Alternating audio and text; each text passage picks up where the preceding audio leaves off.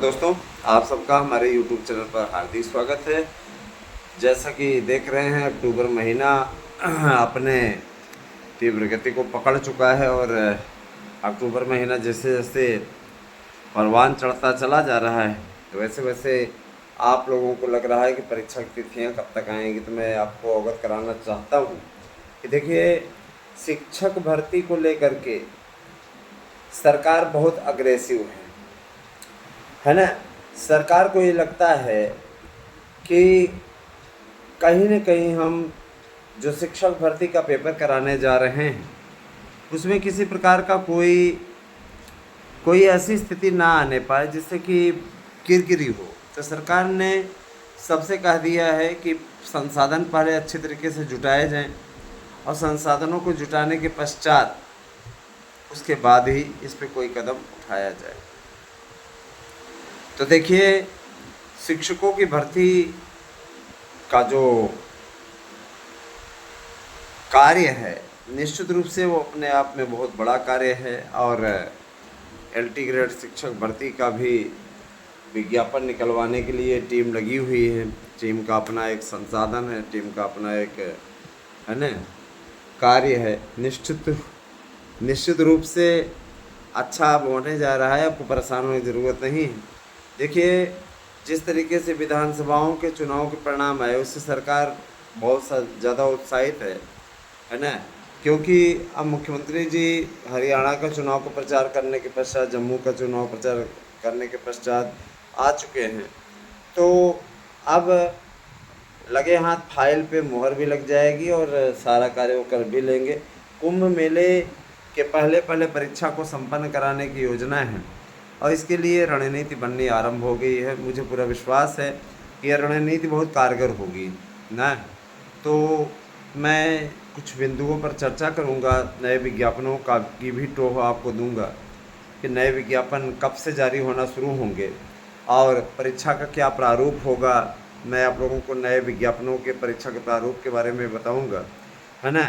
एकदम नया वीडियो है, इस पूरी वीडियो को आप देखिएगा ध्यान से। एलिजिबिलिटी क्या होगी, आयु सीमा क्या होगी, हम इन सब पर चर्चा करते हैं। सबसे पहले हम शुरू करते हैं TGT PGT की योग्यता पर। देखिए, सबसे पहले मैं बताना चाहूँगा कि TGT PGT की योग्यता में बड़ा बदलाव हुआ है। अब सभी विषयों के लिए BEd अनिवार्य कर दिया गया है, या BEd के समकक्ष आपके पास में अगर डिप्लोमा या डिग्री भी है तब भी उससे काम आपका चल जाएगा। मसलन ये कि बॉम्बे आर्ट जैसा कोर्स, बॉम्बे आर्ट की जगह पर अगर आपने कुछ और कोर्स किया हुआ है तो यकीनन वो आपके कार्य में सहभागी हो जाएगा। BEd के समकक्ष उस डिग्री को माना गया, तो आपको बिल्कुल चिंता करने की बात नहीं है, ठीक है। और रही बात ये कि सिर्फ ये कला और संगीत विषय के लिए ही ऐसा है ना, जैसा कि पहले पूर्व में होता रहा है। बाकी विषयों के लिए आपको BEd करना अनिवार्य है। BEd अगर आप करेंगे तो BEd के लिए आपको 1 नंबर का वेटेज मिलेगा, ठीक है। 1 नंबर का आपको वेटेज मिलेगा, तो इसका बेनिफिट अगर आप लेना चाहें तो बेनिफिट ले सकते हैं। नियुक्ति की जब मेरिट बनेगी तो उसमें 1 नंबर का हरक फरक इस टॉपिक का उल्लेख उसमें रहेगा और निश्चित रूप तौर पर मिलेगी। रही बात ये कि संस्कृत के लिए जो योग्यता निर्धारित की गई है, अब अगर आपका BEd में 55% आपका अंक है थ्योरी में, तो ही आप फॉर्म भर पाएंगे। तो संस्कृत विषय के लिए ये कर दिया है और हिंदी विषय के सहित जितने भी विषय हैं उन सब में 55% की वैधता लागू कर दी गई। तो 55% आपका ग्रेजुएशन BEd में होना चाहिए हर हाल में, और अगर BEd में नहीं है तो आपका कम से कम PG अगर आपने किया है तो PG में होना चाहिए, है ना। और आप सभी से मैं ये कहना चाहूँगा कि देखिए, ये तो योग्यता रही। अब इसमें आयु सीमा क्या है, तो आयु सीमा 18 साल से लेकर के 60 साल तक है ना। 18 साल अधिकतम न्यूनतम है और अधिकतम आपका 60 साल है। जाहिर सी बात है कि 60 साल तक आप फॉर्म भर पाएंगे, और 60 साल तक तो आज की युवा पीढ़ी जीवित भी नहीं रह पा रही है। युवा पीढ़ी, अब देखिए, जो नई पीढ़ी अभी भी शुरू हुई है, उसका 60 साल उम्र होगा, ये बहुत बड़ी चीज़ है ना। तो 60 साल बहुत ज़्यादा हमने बता दिया। 60 साल बहुत ही मुश्किल वक्त है दोस्तों, और जाहिर सी बात है कि आप सभी लोगों को सही ढंग से तैयारी करने की आवश्यकता है। आप आराम से नौकरी पा जाएंगे। और सरकार आप लोगों के लिए बम्पर भर्ती की शुरुआत करने जा रही है। देखिए, जिस तरीके से गवर्नमेंट ने कैलेंडर बनाने का आदेश जारी किया है और कैलेंडर बनाने की दिशा में इसमें पूरी टीम लगी हुई है, उससे मैं आपको भरोसे के साथ कह सकता हूँ पूरी चीज़ की बातचीत हो गई है। मुख्यमंत्री जी के पास में ज्ञापन भी हुआ है, और जो हरियाणा का रिजल्ट आया उसकी बधाई देने के लिए यहाँ से नेताजी ने फ़ोन भी किया था, तो उन्होंने, है ना, निश्चित रूप से कार्यकर्ताओं की जीत करार दिया। कार्यकर्ता, अब देखिए, उस पार्टी से जुड़े हुए हैं तो कार्यकर्ता तो हम लोग भी हैं, तो कम से कम सपोज दैट तरीके से, है ना, सपोज दैट क्या हुआ, उसका बेनिफिट ये मिला कि हम लोग भी पूरा चीज़ क्लियर कर लिए और भर्तियों को यथाशीघ्र शुरू करने और परीक्षा हर हाल में इसी वर्ष के अंत तक कराने का फैसला उन्होंने सुनाया है कि परीक्षा करा लीजिए। और हमें 15 जनवरी तक, पहले तो उन्होंने कहा था 15 दिसंबर तक हमको रिजल्ट चाहिए, लेकिन चूँकि अध्यक्षा जी नहीं चाहती थी, उन चाहती थी कि पारदर्शी ढंग से और जल्दी से जल्दी हड़बड़ाहट में हमारी गड़बड़ी ना हो, क्योंकि जानते ही हैं कि सुस्त तो बोर्ड के ऊपर चयन बोर्ड का ठप्पा अभी भी लगा हुआ है ना। तो वो चाहते हैं कि पुराना, जब तक ये पुराना विज्ञापन नहीं निपटा देती तब तक इनके ऊपर चयन बोर्ड का ठप्पा लगा ही रहेगा। तो इन्होंने कहा कि हमें 1 महीने का टाइम और एक्स्ट्रा चाहिए, तो इन्होंने 15 जनवरी तक दे दिया समय। रिजल्ट आप उधर कर लीजिए, लेकिन दिसंबर तक कंप्लीट कर लीजिए, क्योंकि जनवरी से माघ मेले की शुरुआत हो जाएगी। तो ये मान के चलिए 101% आपका पेपर हो जाएगा, इसमें कोई दिक्कत नहीं है। जो परीक्षा की डेट निर्धारित की गई है ना, शासन के विशेष निर्देश पर ध्यान दीजिएगा, 15, 16, 17, 18, 19, 15, 16, 17, 18, 19 दिसंबर को आपका टीजीटी पीजीटी का पेपर हो जाएगा। और उसके बाद में, है ना, आपका 25 दिसंबर तक रिजल्ट क्लियर हो जाएगा, है ना। पीजीटी का पहले रिजल्ट आएगा, उसके बाद उसका इंटरव्यू भी शुरू हो जाएगा। इंटरव्यू की प्रक्रिया में समय कम लगे, इसलिए संशोधन करके उसको 2 दिन का आपको ऑनलाइन, जैसे रिजल्ट निकलेगा ऑनलाइन आपको मिल जाएगा बुलावा पत्र, कॉल लेटर जिसको कहते हैं, साक्षात्कार पत्र। तो निश्चित रूप से आपको उसके लिए भी वक्त नहीं लगेगा, आप जाकर के इंटरव्यू दीजिए, वहाँ पर अपने डॉक्यूमेंट चेक कराइए और उसके बाद में सारी प्रक्रिया अपनी कंप्लीट कर लीजिए। 15 दिसंबर से तैयार हो जाइए। बहुत से मित्र ये कहेंगे कि आपने डेट बढ़ा दी, तो देखिए शासन ने जो तय कर दिया है ना, वही डेट आपको हम बता रहे हैं, और इस डेट से अब रत्ती भर भी कोई नहीं इधर से उधर होगा। परीक्षा तिथियों का ऐलान स्वयं, है ना, सचिव महोदय ने किया है, और सचिव महोदय ने परीक्षा नियंत्रक से बातचीत के पश्चात किया है। मुझे इस बात की खुशी कि परीक्षा नियंत्रक ने कार्यभार संभाल लिया है ना, उन्होंने गोरखपुर से ही अपना कार्यभार संभाला है ऑनलाइन आकर के, तो इस बात की हमें ये बात अच्छा लगा। और अब भर्तियों का सिलसिला तेज होगा। परीक्षा नियंत्रक के आने से सभी अभ्यर्थियों में बहुत ज़्यादा उत्साह है, और बहुत से लोग आपकी परीक्षा जनवरी फरवरी में दिखा रहे हैं।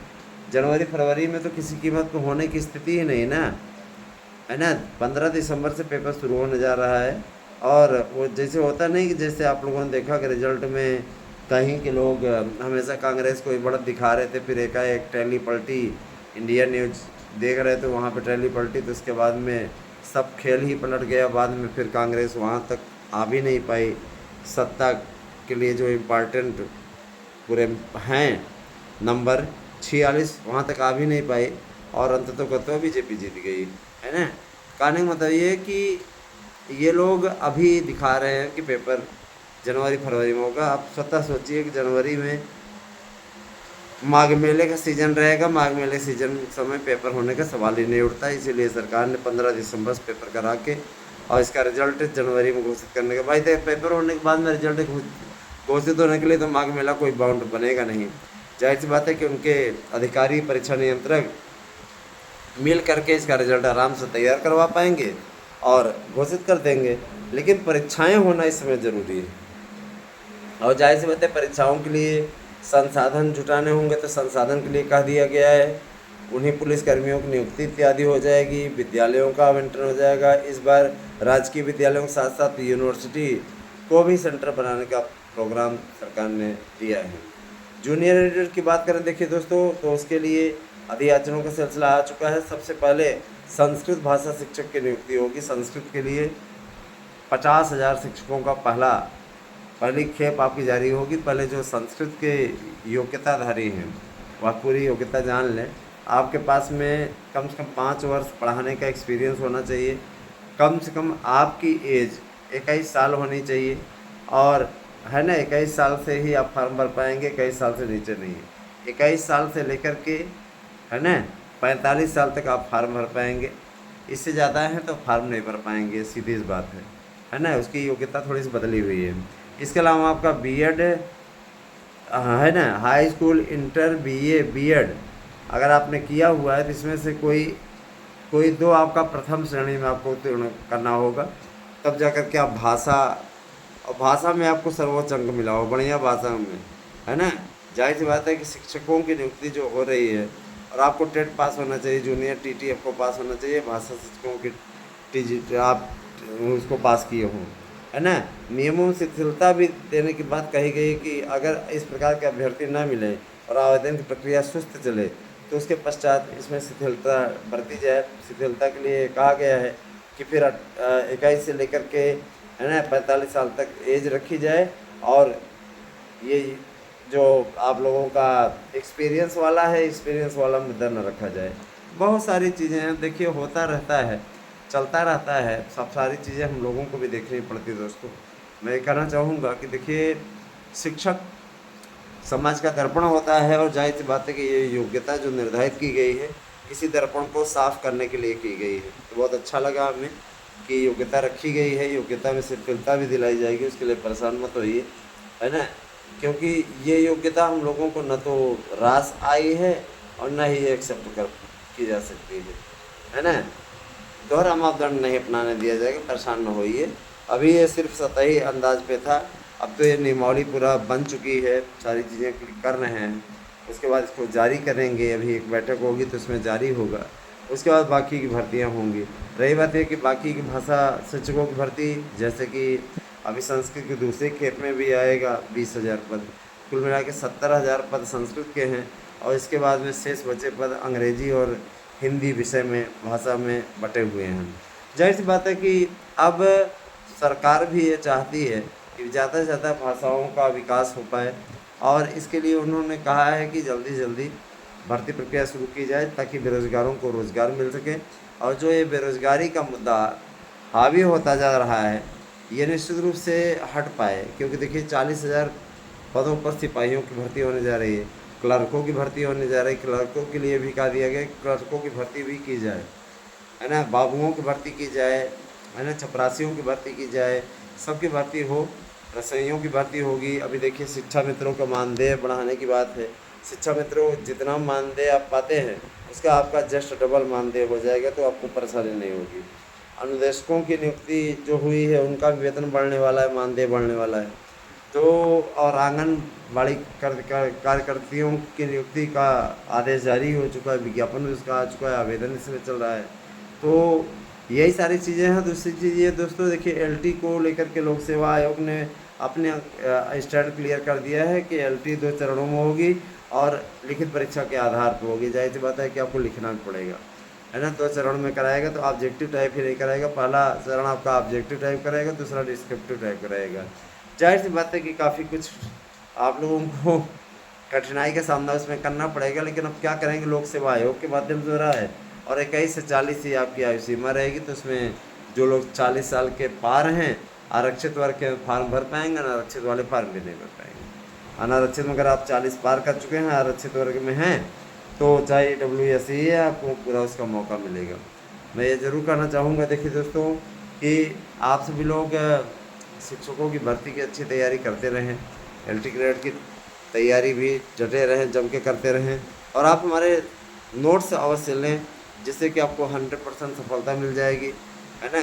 जो भी मित्र याचिका इत्यादि में जुड़ना चाहते हैं उनके लिए भी गोल्डन चांस है। अगर आप चाहें तो याचिका में जुड़ सकते हैं। हमारे 2016-2021 की याचिका है, निश्चित रूप से फाइनल होने की अग्रसर है। अगर आप उसमें ट्राई करना चाहते हैं, आपके जो भी अंक आए हों, आप याची अवश्य बनिए हमारे साथ में और निश्चित सफलता अर्जित कीजिए। ऐसी उम्मीद पूरी पूरी बन रही है, तो आप साथ में ज़रूर जुड़िए, बने रहिए हमारे साथ में दोस्तों। और अगर नोट्स लेना है तो 8115998001 पे हमारे पास गूगल पे कीजिए इसी नंबर पे, और अपना एड्रेस पिन कोड सहित नाम सहित इसी पर भेज दीजिए। निश्चित रूप से इसका समाधान हो जाएगा। Thank you, have a nice day.